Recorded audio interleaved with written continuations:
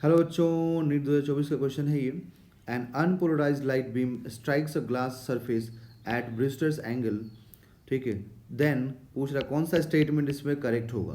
तो उसके लिए आपको पूरा ब्रिस्टर्स एंगल को ही समझा देता हूँ, जिससे कि आपको इजीली समझ में आएगा कौन सा ऑप्शन करेक्ट होगा और मैं क्यों बोल रहा हूँ कि ऑप्शन कौन सा करेक्ट होगा, है ना। जो भी ऑप्शन करेक्ट बोलूँगा मैं उसको क्यों बोलूँगा। तो पूरा ब्रिस्टर्स एंगल आप समझिए यहाँ पर। तो ब्रिस्टर्स एंगल, तो ब्रिस्टर्स एंगल समझने से पहले आपको एक समझना पड़ेगा यहाँ पर एंगल ऑफ पोलराइजेशन, कि एंगल ऑफ पोलराइजेशन क्या होता है। ठीक है। तो एंगल ऑफ पोलराइजेशन को हम थीटा पी से डिनोट करते हैं, और एंगल ऑफ पोलराइजेशन बोलता है कि एंगल एट विच रिफ्लेक्टेड रे, है ना, रिफ्लेक्टेड रे becomes completely, एक minute, completely plane polarised, plane polarised.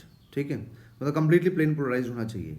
मतलब एंगल ऑफ इंसिडेंस, ये एंगल ऑफ इंसिडेंस, एक मिनट रुकिए, एंगल ऑफ इंसिडेंस मतलब angle of incidence at which, ठीक है, मतलब कि सपोज करें, पेज ऐड कर देते हैं एक मिनट, कि यहाँ पर अपने पास एक ऐसा ग्लास वाटर का इंटरफेस है ना। यहाँ देखिए, ग्लास सरफेस का इंटरफेस हो गया। तो अब यहाँ पर अगर मैंने कोई लाइट इंसिडेंट कराया है ऐसे, ठीक है, तो बोल रहा है कि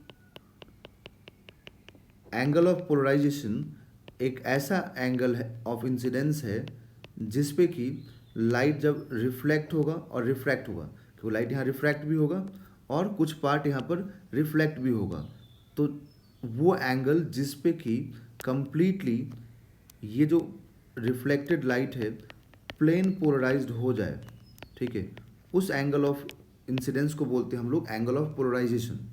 और यही एंगल ऑफ पोलराइजेशन यूज होता है ब्रिस्टर्स एंगल के लिए भी। ठीक है, समझ में आया आपको।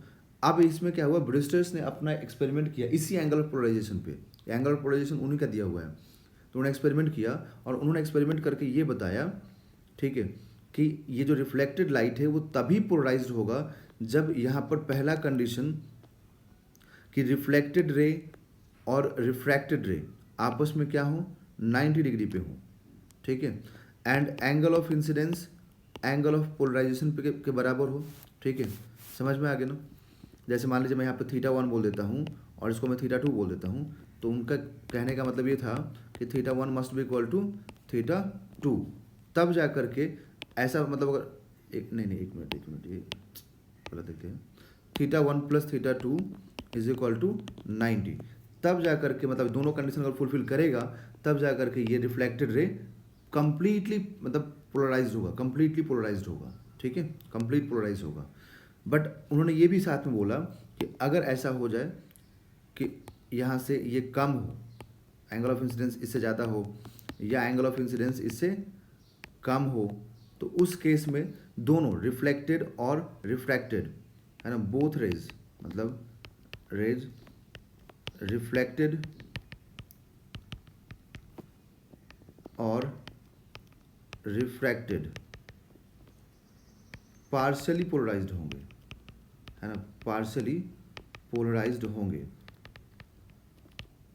ठीक है, फिर उन्होंने ये भी बोला कि tan थीटा पी, इन्होंने रिलेशन डिराइव किया, is equal to refractive index of medium.